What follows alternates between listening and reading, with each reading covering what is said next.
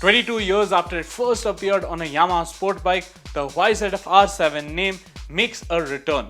Only this time around, it isn't a homologation special track scorcher. If Yamaha's claims are to be believed, this time around, it is a more versatile all-rounder. Welcome to the ZigFF, and in this video, we are going to be bringing you everything that you need to know about the new R7. And if you like these bite-sized videos on new motorcycles, make sure you are subscribed to the channel and stay notified. Stringent emissions killed the 600cc supersport. The hallowed R6 does not meet the current Euro 5 norms and hence cannot be sold in Europe for road use anymore.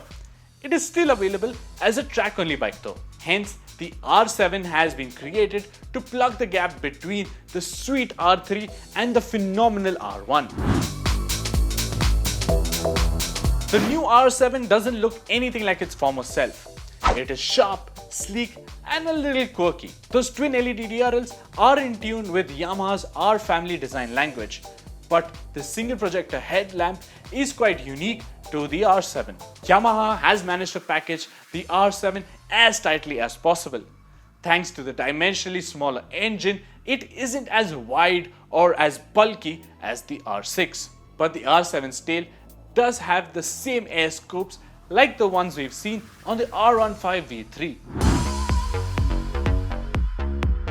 Now in recent times, a lot of manufacturers have made bikes that tread the middle ground between an out-and-out track-focused sport bike and a comfy sports tourer, such as the Kawasaki Ninja 650, the Aprilia RS 660, the Honda CBR 650R, and even the Ducati Supersport 950. The Yamaha R7 is sort of similar, but it still packs a riding stance that's too aggressive to deem it as a sports tourer. The rider's seat is set at 835 mm, which is pretty high for its class. While the clip-ons aren't positioned too low, you will have to stretch a bit to get to them. Plus, the foot pegs are quite rear set and are on the higher side. While the riding posture might not be as easy on your body as the R3, but it shouldn't be as taxing as the R1. Going by global reviews of the MT-07 and the Tenere 700, Yamaha's 689cc CP2 parallel twin engine is one gem of a motor. Its 270-degree crankshaft gives it a V-twin-like engine characteristic. On paper, 73 PS and 64 Nm doesn't seem as enticing as the R6's 118 PS. But one of the primary reasons why the R6 and other of its 600cc brethren began dying was the lack of usable power. The CP2 motor has that in abundance.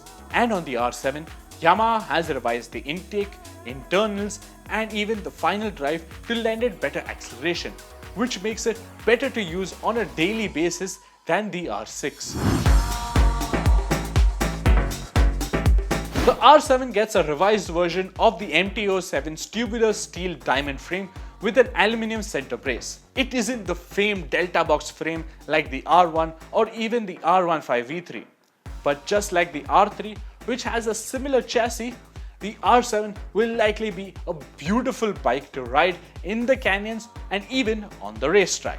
Now this frame is propped up by a 41 mm compression and rebound adjustable KYB USD fork and a linked preload and rebound adjustable monoshock.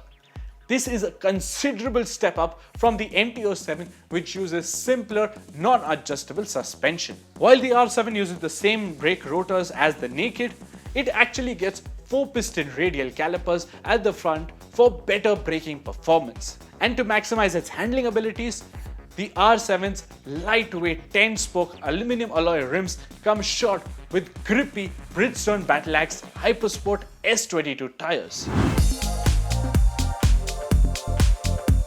Yamaha R7 has been designed to take on the emerging mid-displacement sport bike segment.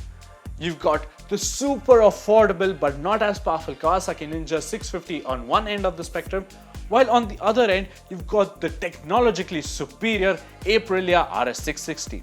There's also the Honda CBR 650R, which is the only inline-4 bike in this class.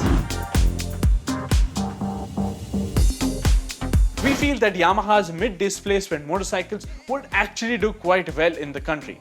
If bikes like the R7, MTO7 and Tenere 700 are brought via the CKD route and priced reasonably well, Yamaha could have a lot of first-time big bike buyers thronging to the stores. So come on Yamaha India, give us enthusiasts a chance to enjoy your great motorcycles.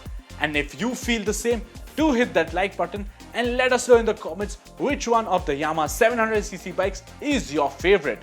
We urge you to stay at home and stay safe, get vaccinated whenever you get the chance, so that we emerge victorious against COVID-19. And this is Jehan signing off. Thank you for watching.